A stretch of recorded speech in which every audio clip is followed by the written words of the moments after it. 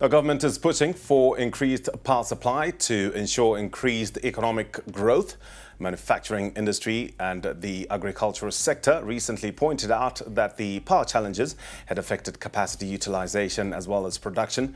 And speaking at the ZTN International Business Conference in Bulawayo this afternoon, Vice President Constantino Chiwenga said discussions with the Southern African power pool to share energy are promising. Zimbabwe has also been working with other countries in the region to improve electricity supply. For instance, the country is part of the Southern African Power Pool, which allows for the sharing of electricity resources among member countries.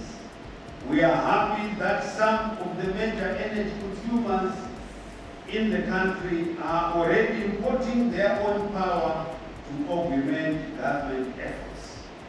We want to recognize this initiative from the private sector, from the big companies in the mining industry who are augmenting government efforts. Well done.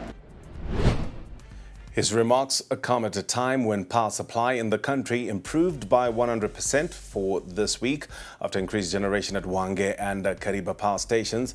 The Vice President said as part of the long-term plan, the country was making investment into the renewable energy projects. To address the electricity supply situation, the Zimbabwean government has implemented a number of interventions such as rehabilitation of existing power plants, investment in transmission and distribution infrastructure, increasing investment in renewable energy, encouraging energy efficiency and new energy projects. Government continues to make adjustments to the electricity tariffs to ensure that they reflect the true cost of production and distribution, which also supports new projects in the sector. Speaking at the same conference, Industry and Commerce Minister Dr. Sekai Nzenza said the ministry had established strong linkages with key sectors in order to promote local production as well as reduce the country's import bill.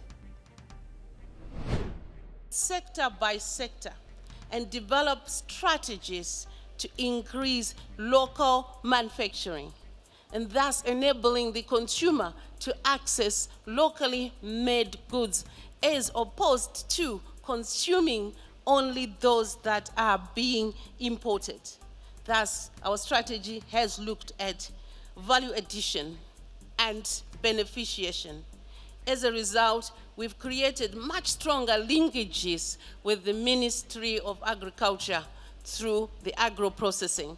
And of course, Ministry of Mines looking at value addition of minerals. We're therefore celebrating Zimbabwe's success and unlocking economic growth. We have had to do this by working closely with the private sector.